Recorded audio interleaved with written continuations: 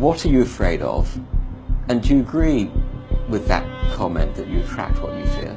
You attract, not just what you fear, you attract what you feel, what you are, what you attract. What's on your mind, It's like exactly. the law of physics. I don't know how anybody can disagree with that. It's just, ask any physicist, they'll tell you that it's true. David Mamet wrote a line in the play Edmund, "Every fear hides a wish," which I think is close to that. I still am very insecure in so many ways, but I wish I could give that gift to all my fans. You have the freedom to pull the superstar out of yourself that you were born to be. We are all born superstars. When things are going good and you visualize these good things happen, you visualize more good things happen, that's easy. What's not easy to do is when things are going bad and you're visualizing the good stuff. Champion Conor McGregor. Conor, you've been dreaming about this moment, you've been talking about this moment. Honestly though, does it feel the way you thought it would?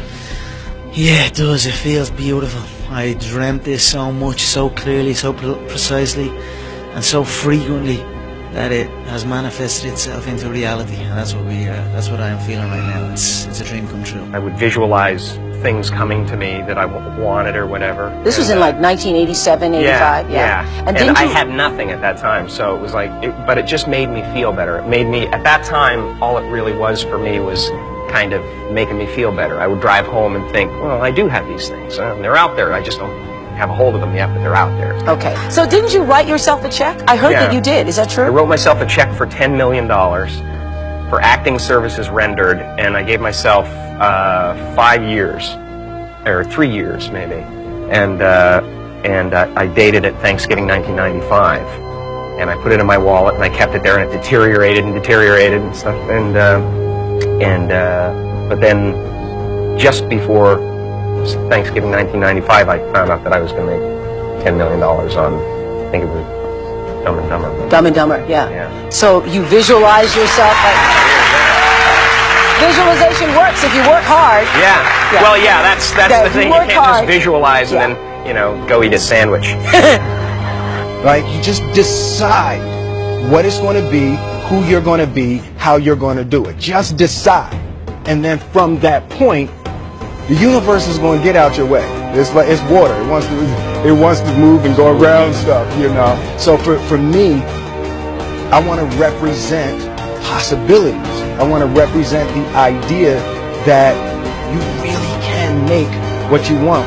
There are many ways to get the things that we want for ourselves in our lives.